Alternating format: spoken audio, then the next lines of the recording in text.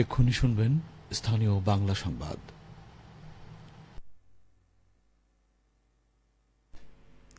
আসসালামু আলাইকুম। বাংলাদেশ বেতার, রাজশাহী। স্থানীয় সংবাদ পড়ছি দেবশ্রী মণ্ডল। আগামী 28 জুন সারা দেশে জাতীয় ভিটামিন এ প্লাস ক্যাম্পেইন অনুষ্ঠিত হবে। এ উপলক্ষে রাজশাহী মহানগরীতে ক্যাম্পেইন সফলভাবে বাস্তবায়নের লক্ষ্যে রাজশাহী সিটি কর্পোরেশনের উদ্যোগে ওরিয়েন্টেশন ও পরিকল্পনা সভা অনুষ্ঠিত হয়েছে। আজ নগর ভবনের শরীর দত্তগুপ্ত সভাকক্ষে আয়োজিত সভায় প্রধান অতিথি হিসেবে উপস্থিত ছিলেন রাসিক প্রশাসক মোহাম্মদ মাহফুজুর রহমান রিটন।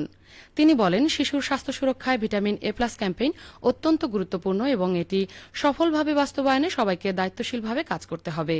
সভায় জানানো হয়, 28 জুন রাজশাহীর 30টি ওয়ার্ডে 384টি কেন্দ্রে সকাল 8টা থেকে বিকেল 4টা পর্যন্ত এবং ওয়ার্ড কার্যালয়ে রাত 8টা পর্যন্ত ভিটামিন এ ক্যাপসুল খাওয়ানো হবে। এবারে ক্যাম্পেইনে 6 থেকে 11 মাস বয়সী 9,113 জন এবং 12 থেকে 59 মাস বয়সী 57,282 জন সহ মোট 66,395 জন শিশুকে ভিটামিন এ ক্যাপসুল খাওয়ানোর লক্ষ্য নির্ধারণ করা হচ্ছে। সভায় বিভিন্ন সরকারি দপ্তরের কর্মকর্তা, স্বাস্থ্য বিভাগের প্রতিনিধি ও সংশ্লিষ্টরা উপস্থিত ছিলেন। সিরাজগঞ্জের রায়গঞ্জ উপজেলায় ক্ষুদ্র নৃগোষ্ঠীভুক্ত 274 জন শিক্ষার্থীর মাঝে শিক্ষাবৃত্তি বিতরণ করা হচ্ছে। একই সঙ্গে উপকারভোগীদের মাঝে সেলাই মেশিন, বসতঘর ও শিক্ষার্থীদের জন্য বাইসাইকেল প্রদান করা হয়। আজ উপজেলা পরিষদ সম্মেলন কক্ষে উপজেলা প্রশাসনের আয়োজনে এ উপলক্ষে আলোচনা সভা অনুষ্ঠিত হয়।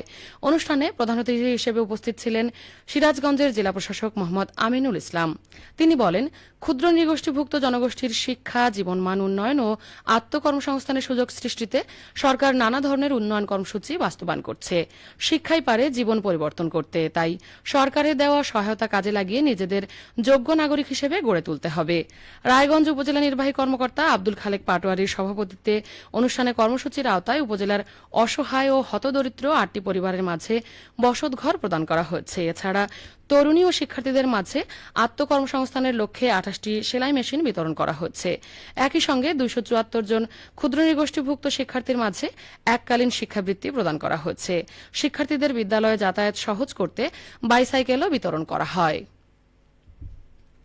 নওগাঁ জেলা পুলিশের উদ্যোগে বাংলাদেশ পুলিশে ক্যাডেট এএসআই নিরস্ত্র পদে নিয়োগ কার্যক্রমের তৃতীয় দিনের শারীরিক সক্ষমতা পরীক্ষা সম্পন্ন হয়েছে।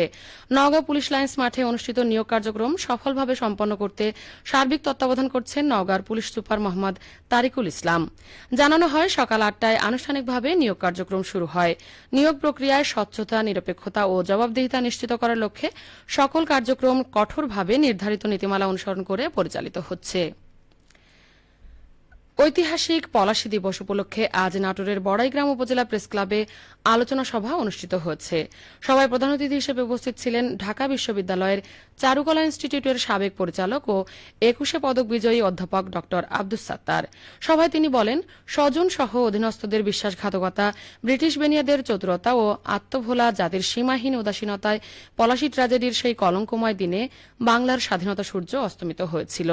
রাষ্ট্রের প্রধানবর্গ সহ নাগরিকদের অসচেতনতায় বারবার পলাশী ট্র্যাজেডি ফিরে আসতে পারে। তাই দেশের স্বাধীনতা, সার্বভৌমত্ব টিকিয়ে রাখতে সেদিনের পরাজয়ের ইতিহাস থেকে শিক্ষা নিয়ে দলমত নির্বিশেষে সবাইকে ঐক্যবদ্ধ থাকতে হবে। একটি বিজ্ঞপ্তি, আগামী 26 জুন পবিত্র আশুরা যথাযোগ্য মর্যাদা ও ধর্মীয় গাম্ভীর্যের সাথে উদযাপনের লক্ষ্যে এবং রাজশাহী মহানগর এলাকার শান্তি শৃঙ্খলা বজায় রাখার লক্ষ্যে প্রয়োজনীয় কিছু নিষেধাজ্ঞা আরোপ করেছে রাজশাহী মেট্রোপলিটন পুলিশ আরএমপি। আরএমপির কমিশনার মোহাম্মদ ফয়েজুল কবির স্বাক্ষরিত এক বিজ্ঞপ্তিতে এই তথ্য জানানো হয়েছে।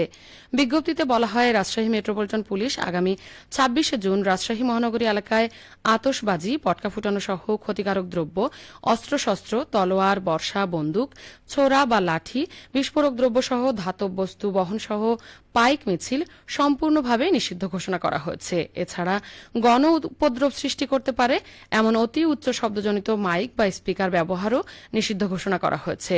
বিজ্ঞপ্তিতে আরও বলা হয়েছে, এই আইন অমান্যকারীদের বিরুদ্ধে যথাযথ আইনানুগ ব্যবস্থা গ্রহণ করা হবে। সবশেষে আবহাওয়া। আজ রাজশাহীতে সর্বোচ্চ তাপমাত্রা ছিল 36.4 ডিগ্রি এবং সর্বনিম্ন 26.8 ডিগ্রি সেলসিয়াস। সন্ধ্যে 6টায় বাতাসে আপেক্ষিক আর্দ্রতার পরিমাণ ছিল 61%। রাজশাহী ও পার্শ্ববর্তী এলাকায় আগামীকাল সূর্যোদয় ভোর 5:17। সংবাদ শেষ হল। আমাদের পরবর্তী স্থানীয় সংবাদ প্রচারিত হবে আগামীকাল সকাল 8টা 10 মিনিটে।